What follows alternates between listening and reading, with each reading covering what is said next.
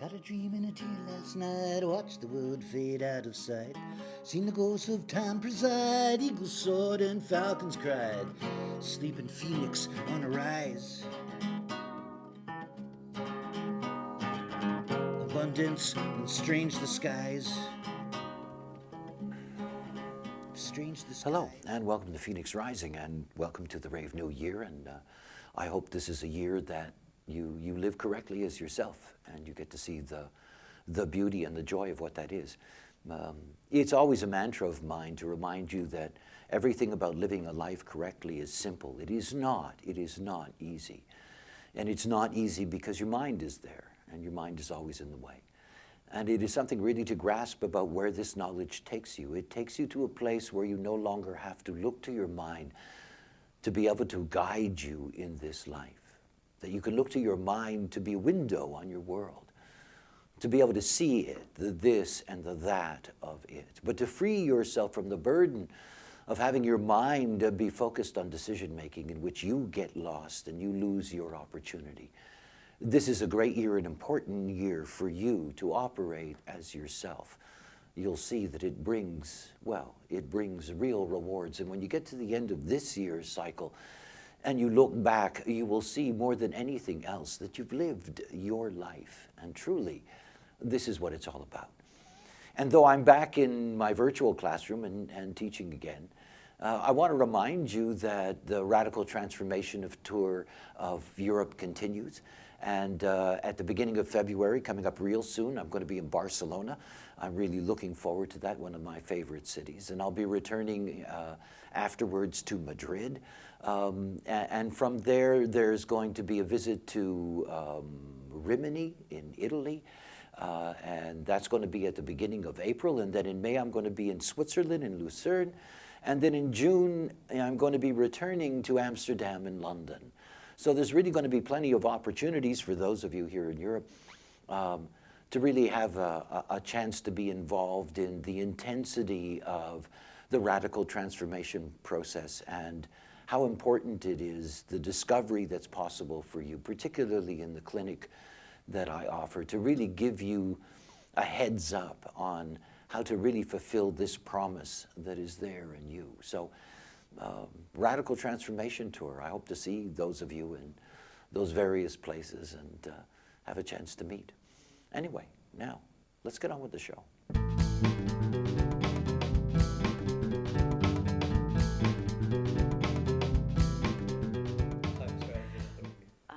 My type, I'm a generator, a pure generator. My strategy is to wait to respond and not to go for anything or to look for anything. And my profile is a 1-3, trial and error process.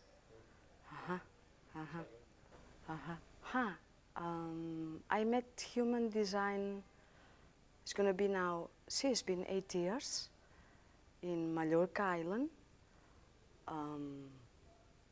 I had a lot of resistance to get the reading.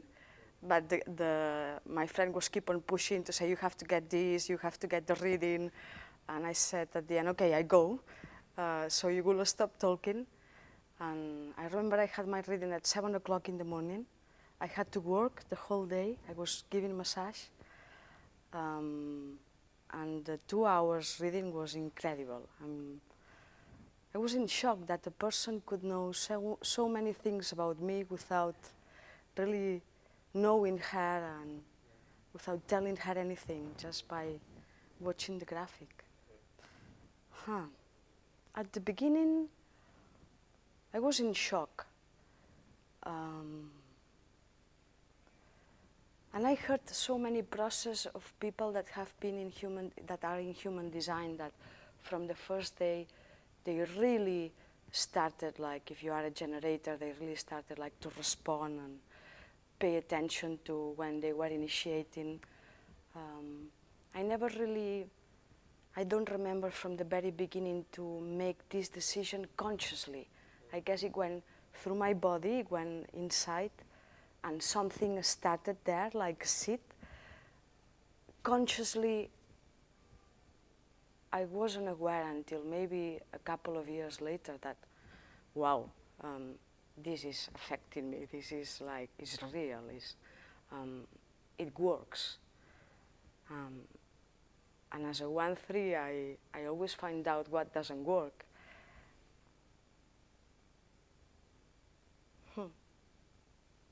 Good question, difficult to answer. A lot of difference, a lot of changes. To be more calm inside my vehicle or my body. In a certain way, I don't want to use this word, but I don't find another one, feel free in my mind, like also seeing so many things that I didn't see before. It was like all veils that are just dropping, and suddenly it's like, wow, all this world was around me, and before I couldn't even see a plant, and now it's all alive, and wow, see, it's like from having a glasses to have nothing to, all of that just, see, it's another dimension.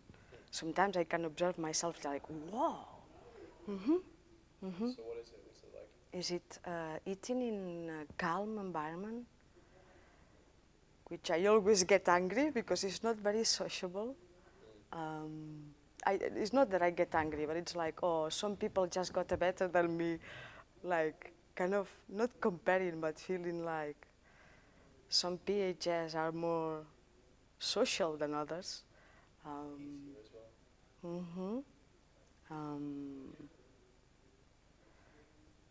In a certain way, I think I almost found out what didn't work for me in terms of eating before human design, for certain experience I had about food before I met human design. And I observed that it depends with who I was or where I was. I would take all the emotions, for example, in, and my process of eating, or my rhythm of eating would be completely different. So I was already eating quite a lot by myself, even before I met human design. And when they told me the PHS I had, I was like, wow, even that.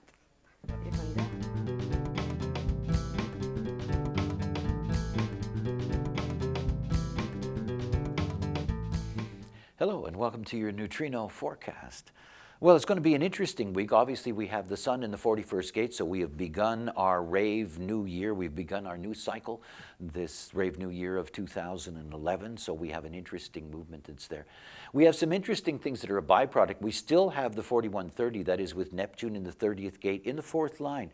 And of course, that burnout theme is a theme that we're going to see in so many different ways throughout this particular year.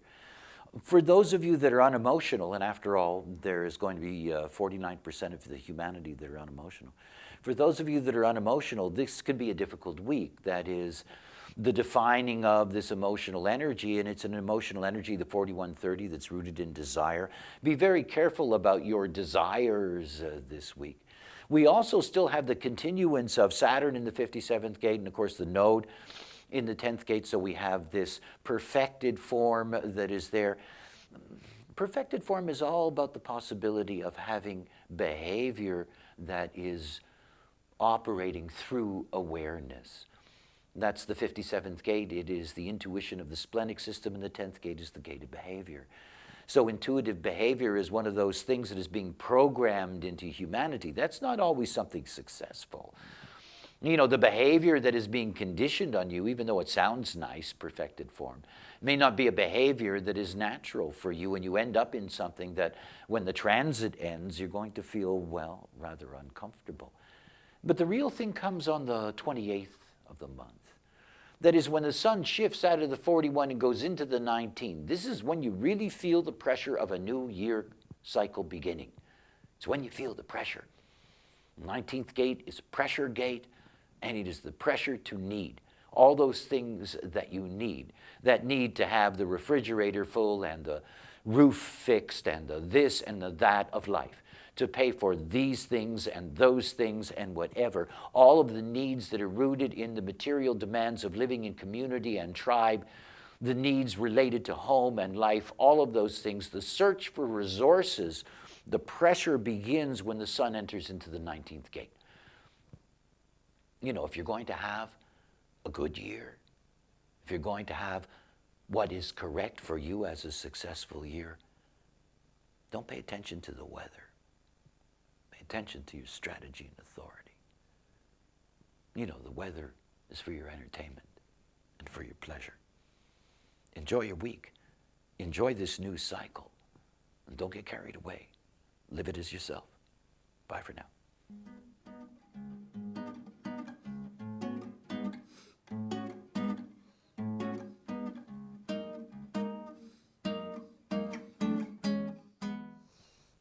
I remember, I don't know when they stopped making those commercials,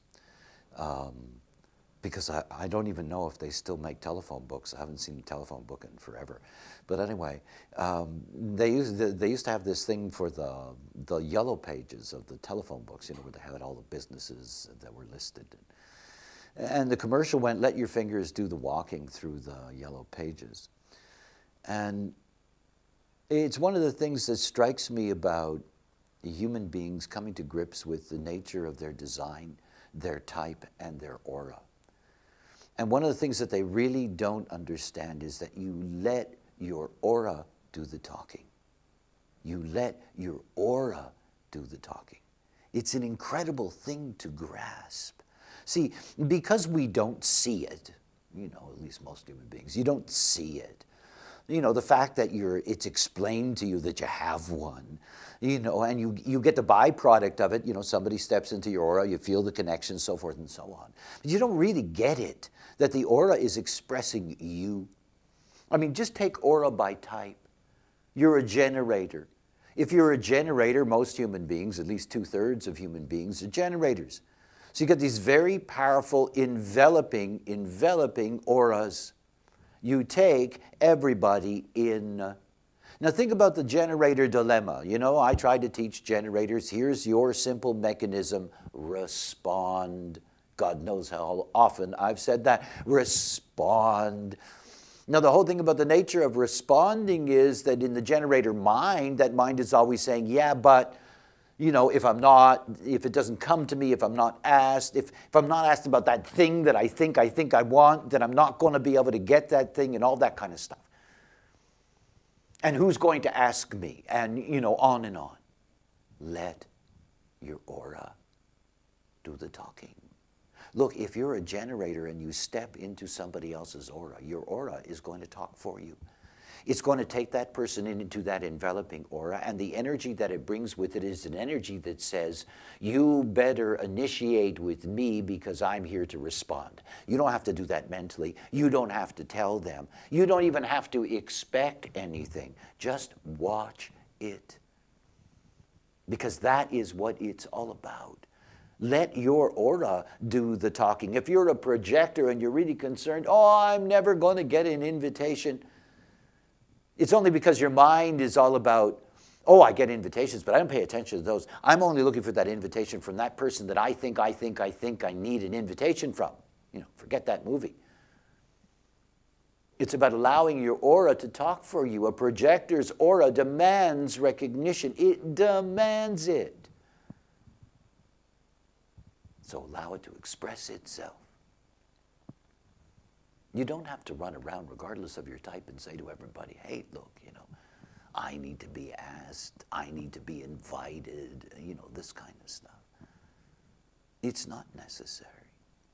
If you actually live correctly and you allow your aura to be your expression, your first impression, your contact with the other, you will see that you will get what is correct for you. You will get what you need to respond to. Not necessarily from what you think you should be responding to. Remember, human design is not about what mind does to you. It's about what's possible for you when you operate as yourself. I'm a manifester. I love letting my aura do the talking for me. Got a dream in a tear last night, watched the world fade out of sight. Seen the ghosts of time preside, eagles soared and falcons cried. Sleeping phoenix on a rise. Abundance and strange disguise.